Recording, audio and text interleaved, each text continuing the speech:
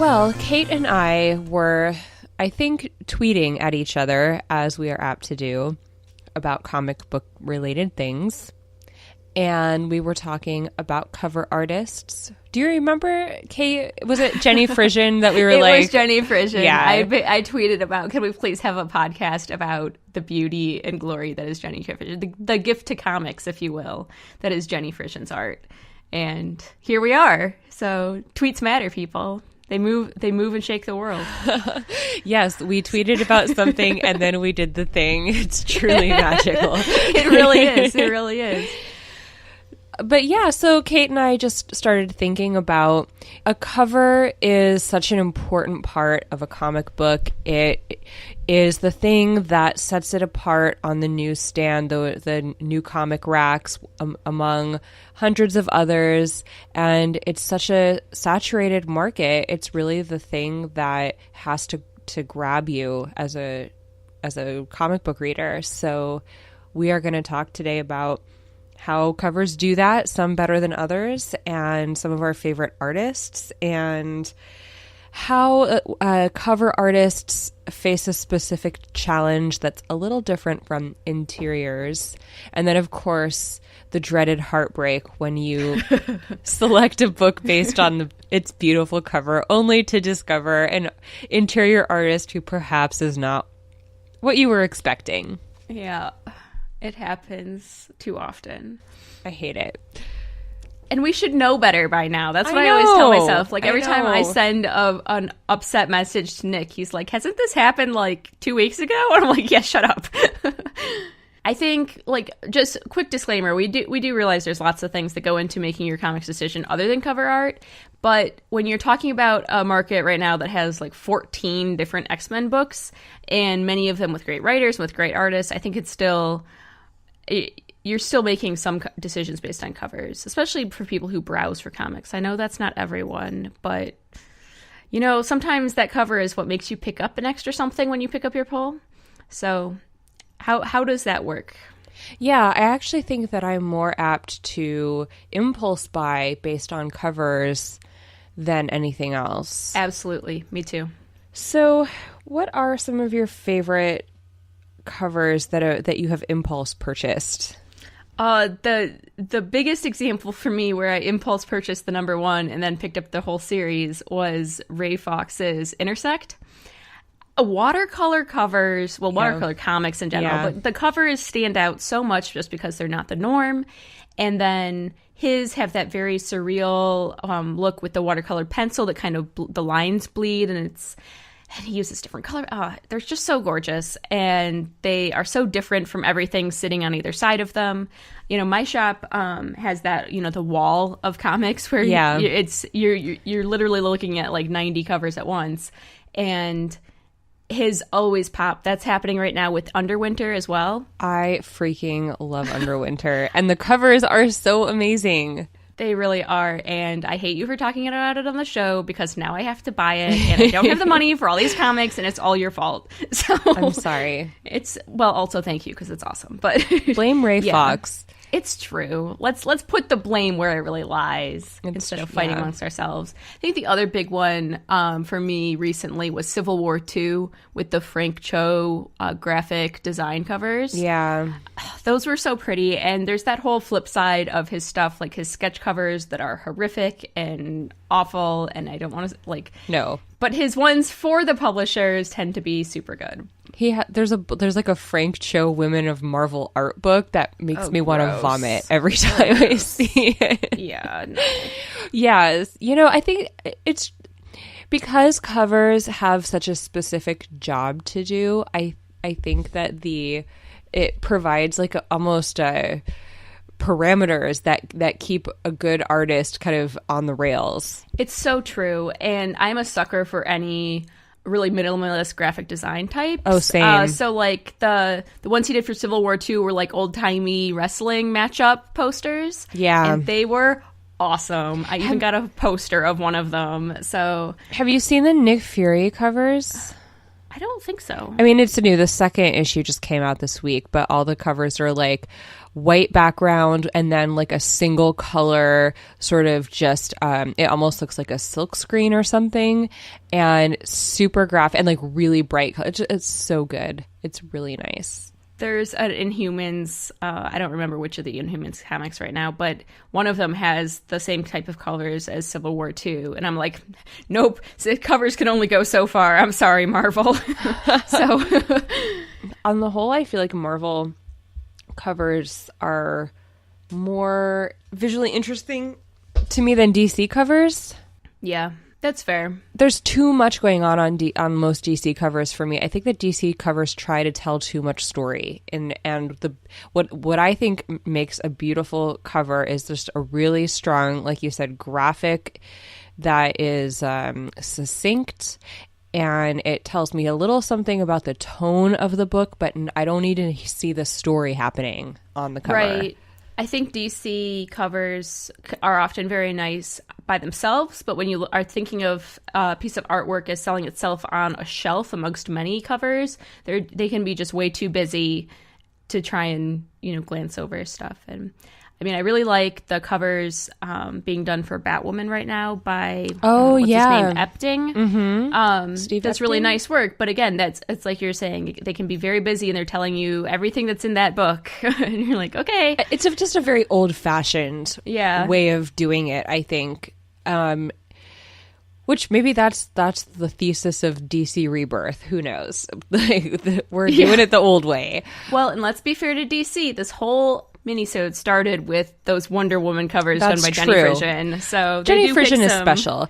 She is. She's a gift. I actually associate her most strongly with Red Sonja. Oh, really? Yeah, I don't know if you've seen that. It was during the Gail Simone days. Yeah. Her Red Sonja covers are beautiful. My favorite one is the one where Sonja's like coming up out of the water. She's got a dagger in her teeth, and her hair is all kind of tendrils. Yeah, they're just. I mean, if you can make Red Sonja's bikini, and for that matter, people, I am sorry, but if you can make Wonder Woman's freaking strapless bathing suit look dignified, then good job. I first came to love her with her revival covers. Oh, those are creepy. And I think they're so good. And so she uses her sister as her model. Like, she takes photographs of her and then uses the photographs to draw the covers. Wow, Jenny Frison's got a pretty sister then. She does. I feel like all of the women are beautiful that she draws. Her sister goes to cons, and so when I was at a revival panel with Jenny Frison on it, and her sister was in the audience, someone asked her, like, oh, do you ever get recognized? And she's like, no, but I get told I should cosplay her a lot. Like, people are like, oh, you would be really good at cosplaying that. I'm like, that makes sense. But that's why if you look at her covers, like M. Cypress on the covers of Revival has the same face and body type and everything as the Wonder Woman, and it's because it looks like her sister. So, but I think that's how she comes by having people, especially like so many covers. I swear to God, it's like, have you seen a female before? Have you seen how bodies move? And so hers are actually realistic looking females and in realistic poses, and are often very atmospheric. Well, it's like they kind of broadcast the inner strength, if you will, instead of being super demonstrative of like, look at her slugging through a wall, which is what we often get for some characters when you're trying to make them look strong, but like just a presence. Yeah, they are able to convey something about the character beyond I punch things. Exactly. And as we've said so many times before, strong females are awesome. Strong females that are only strong because they punch stuff is dumb and boring. It's true. Speaking of women who just punch stuff but also have feelings and covers that are really busy and old-fashioned, I just thought of one that is like all of those things but actually really worked for me, which was the America #3 cover. I mean, all the America covers have been amazing. They did like the Beyonce one, and in this last one, it was like really old fashioned. She's punching stuff, but it still was really good. And so I think there's definitely a way to do it, but you have to sort of think about like, okay, I'm making a statement. I'm telling you about this book. I'm telling you about the tone, about the theme, about the character. And so if it's really thoughtfully done as a conscious choice to convey something about the book, it can be really successful. I think Joe Quinones did that cover.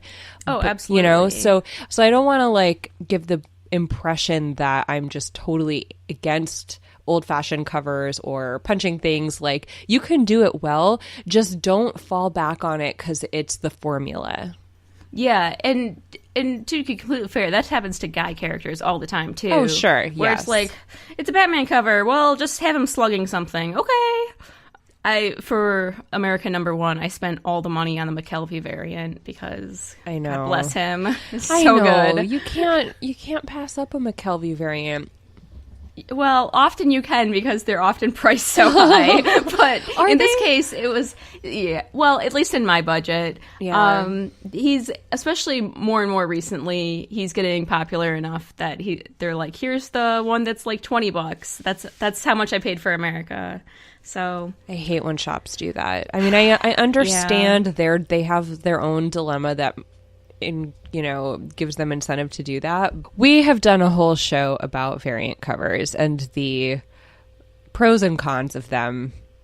So, we won't get into that too much here. This is more about just covers in general. I think variant covers can be useful, but they also have their problems. And definitely one of them is shops feeling the need to mark them up to $20. Yep. Like, just buy a print. It's true. It's true. It's the same content on the inside. Anyway, so, okay. Can you think of any examples of covers that were just glorious and you couldn't live without the book, and then you got it home and you were like, dough?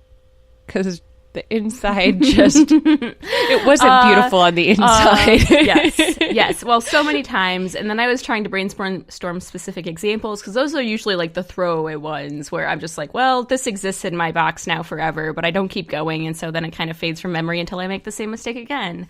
But I will say recently, what's the name of Julian Totino Tesedco?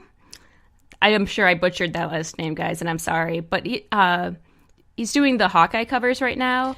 And the first few issues of Hawkeye were rough. Now it's much better, and power through the first one or two, it gets a lot better. But I was really disappointed with the interior art remains kind of meh. But the story has really gotten, and writing has gotten a lot better. But with the first issue, it was just like, are you kidding? And the covers are so gorgeous. They're like that oil paint kind of cover a la Del Mundo. And they're kind of movie posterish with, what she's up to now. And they are fantastic for telling you exactly what's going on in the book and without being super busy and all over the place. And I love them. But that was one recently there I was like, oh, I don't know if I can. And then I switched to digital, and I'm glad I kept going. So yeah, for me, I'm at the point where if a cover isn't striking in some way, but I still want to read the book, I'll just read it digitally. But if I want the book to read, but I also want the cover, that's when I buy in print. Yep. Yeah, I do that too. And I will not very often, but sometimes pick up covers, floppies for books I read in print with every now and then there's that cover that I'm like, okay, fine.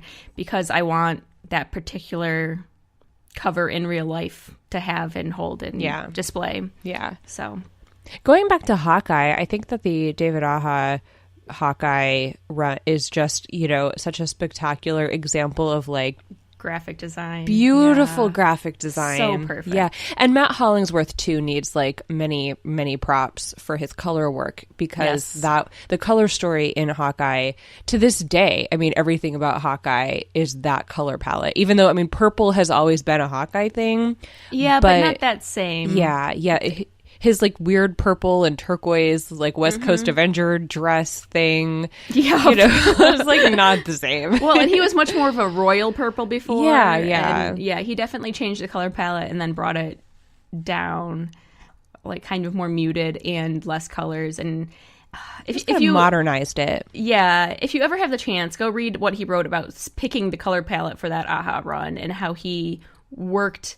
He's like, how can I do this in the fewest colors possible? Like, do it in this entire, floppy, and then would go from there. It's great. And it's yeah. incredible. I think color is a huge part of cover art, too, because the best sketches in the world or design in the world, if it doesn't have color that it not necessarily pops. I mean, really bright and vibrant covers can be really cool, but dynamic covers that like was a Vision cover by Del Mundo that's Vision surrounded by a couple different versions of Scarlet Witch, and it's like just this gorgeous silky red with him in the center, and it's so beautiful. That was the Michael Walsh issue. That issue is just fantastic. Mm-hmm. And then the Black Bolt that just came out, Black Bolt number 1. God, yes. Who did the cover where it's like almost all black and then just the symbol of his... Christian Ward, who's also so doing perfect. Interiors. Christian Ward is perfect. He's incredible. He's another one of those like watercolory, but I think he does digital art, but it's that style of painting, and it's luscious and vibrant and trippy and beautiful.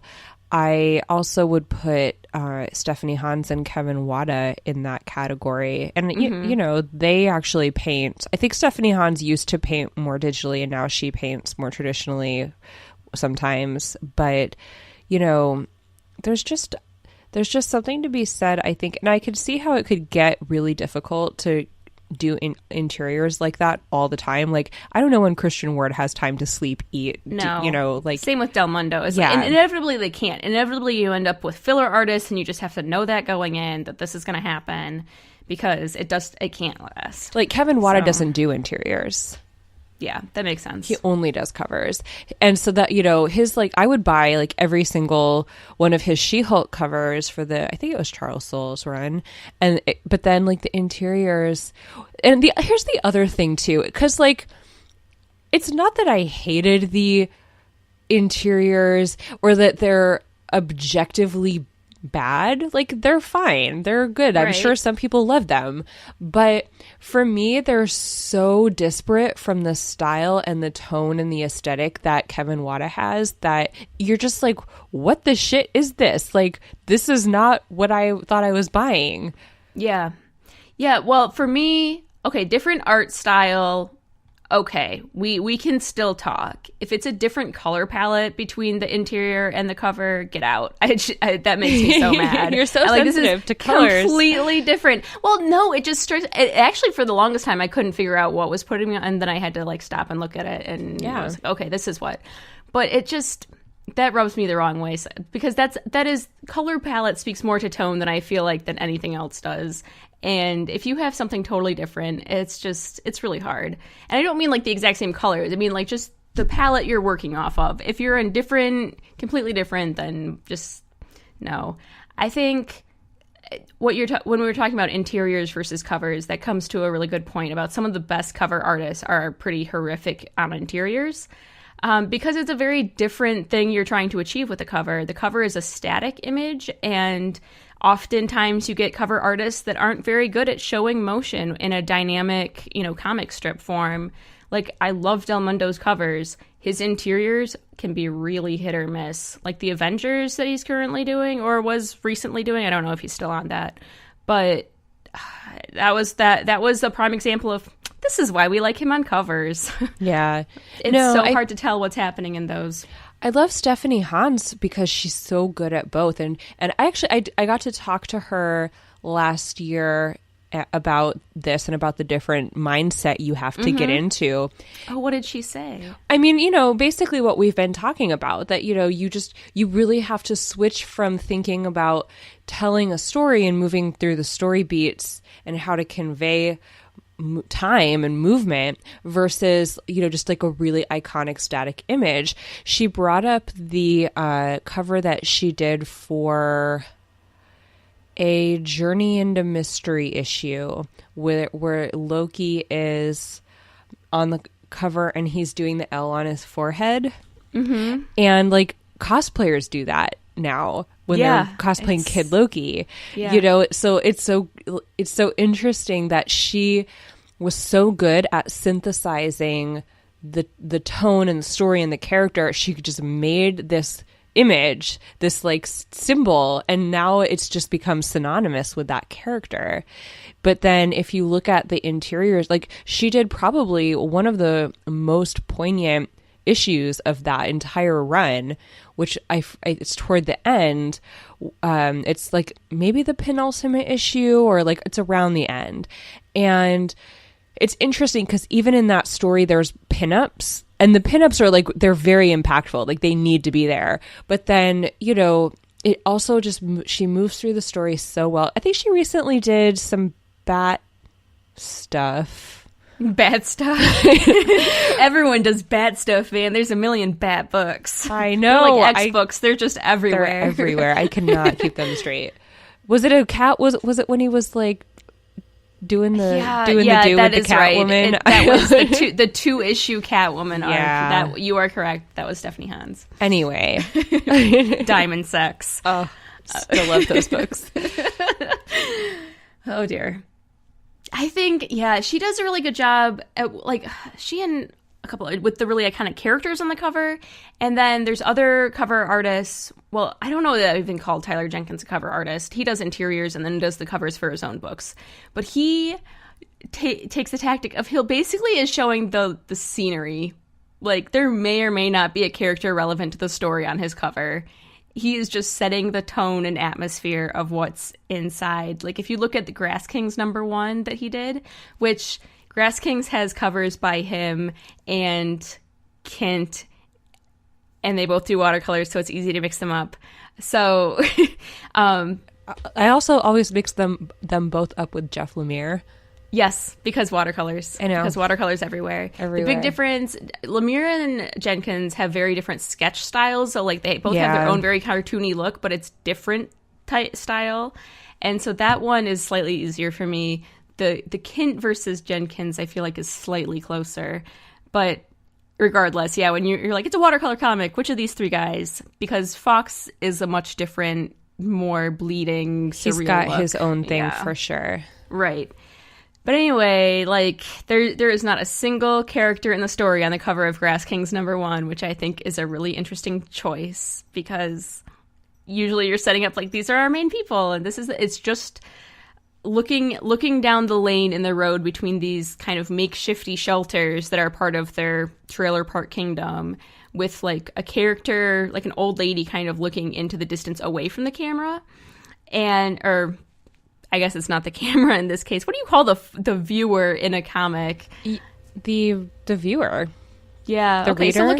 So looking away from the viewer down this kind of open lane into this open kind of cloudy white sky into the distance. And it's just this, it sets the tone so perfectly and the atmosphere so perfectly. And he did the same thing with his Snowblind covers. If you didn't read the Boom miniseries Snowblind, friends, so good. Treat yourself. Yes. It's only 4 issues, and it's incredible. And I see it at a lot of shops now where you can get it bundled for like $8.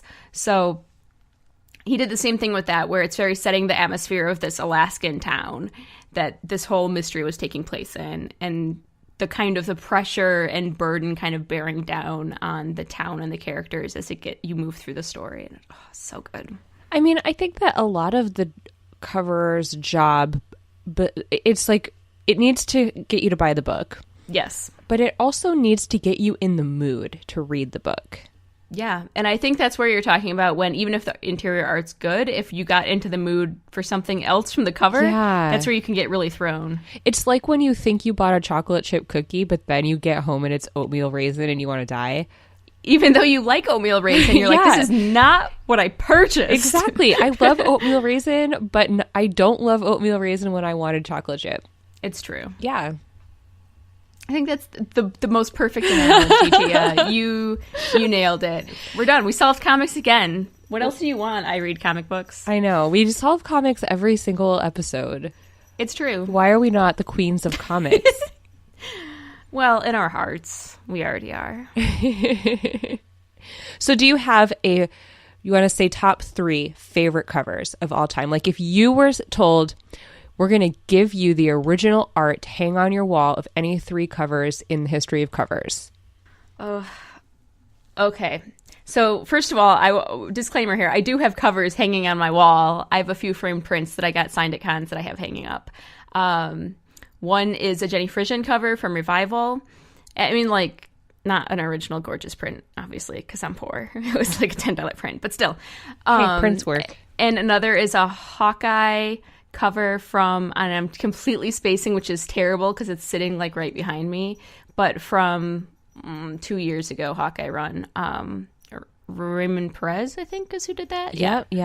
And it was the first renumber after the Fraction one, right? Yeah, and it's the cover with the young Hawkeye. He's a little boy, and he's like in the fields of wheat with like the sun coming up behind him, except the sun is the bullseye for Hawkeye, and it's so cool. Yep, I know which one you mean. See, it's iconic. I know exactly what you mean. It's so perfect, yes. And then the Revival one is the one with her standing there with the sigh, and she's in like the kind of bulky winter sweater in front of the barn with the bloody sigh, and my parents are like, why do you hang this? It's so creepy. And I'm like, it's gorgeous. What are you even talking about? Yeah. So I think if I could have the original of Jenny Frisian's Wonder Woman cover where she's standing there looking kind of off to the left with her spear and holding her kind of shield behind her, and it's kind of a golden background, if you know what I'm talking about. Mm-hmm. Posted it to Twitter. Yeah. That's part of the Twitter one that got this started. I really love that one. And then the Revival cover she did where M. Cypress is in her very iconic hoodie, the one that now people cosplay,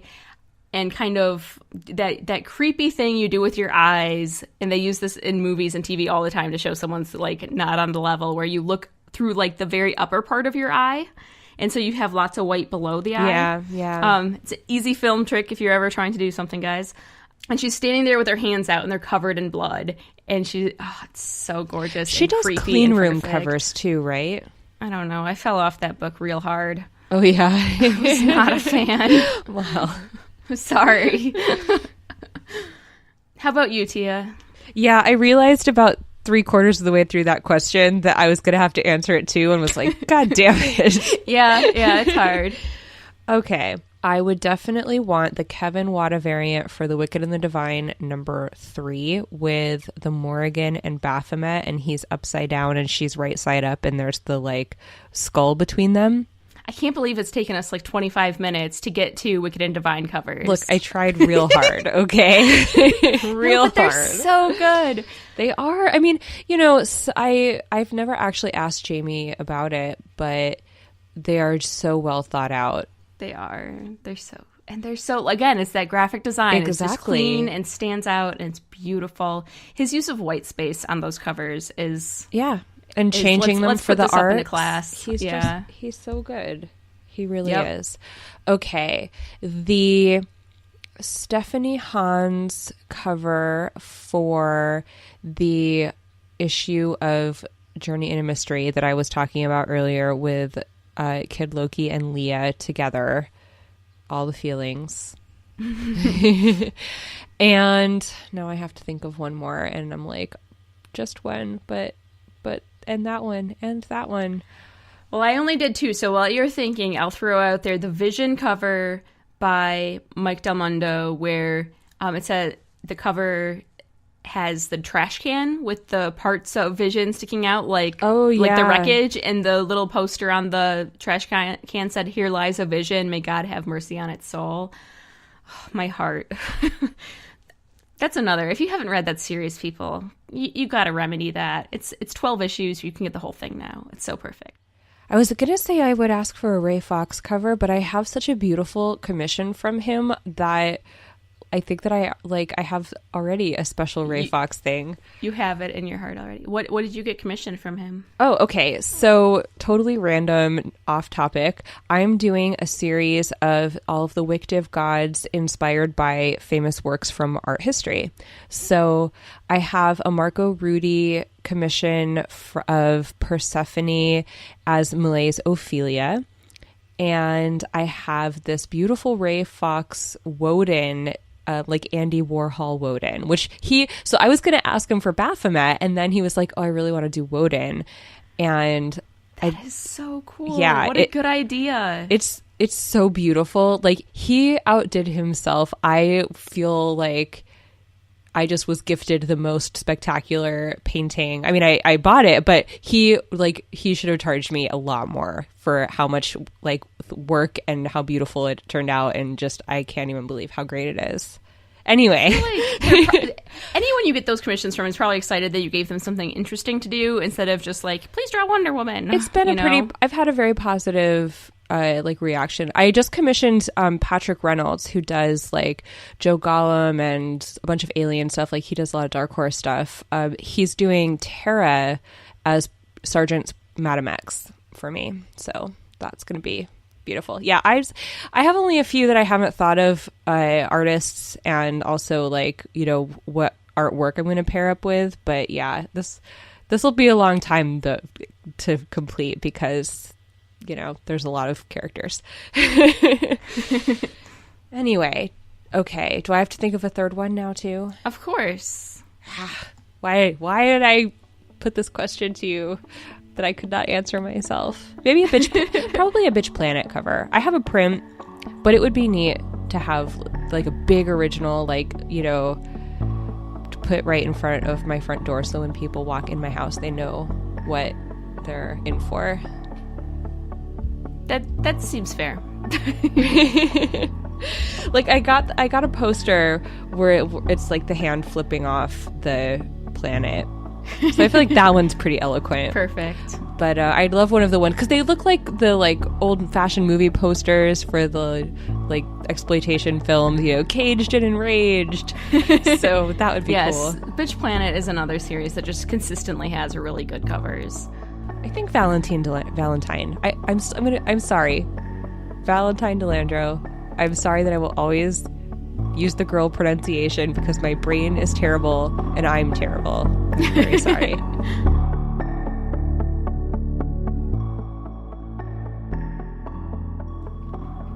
Thanks for listening to the I Read Comic Books podcast. This episode was produced by Mike Rapin with editing by Zander Riggs. The music in this show is brought to you by the best band in the universe, Infinity Shred. And if you enjoy the show, tell someone about it and rate us at your favorite podcast website, whether that be iTunes, Stitcher, whatever. Spread the word about this show. Don't forget to check out our Goodreads group at ircbpodcast.com/Goodreads, where we have weekly threads and Book of the Month discussions, plus a whole bunch of other talk about comic books and related things. You can email us at ircb@destroythecybe.org, and you can follow the show at IRCB Podcast for updates on this podcast, as well as weekly polls and other comic-related things. So until next time, from all of us here at the podcast, thank you for listening.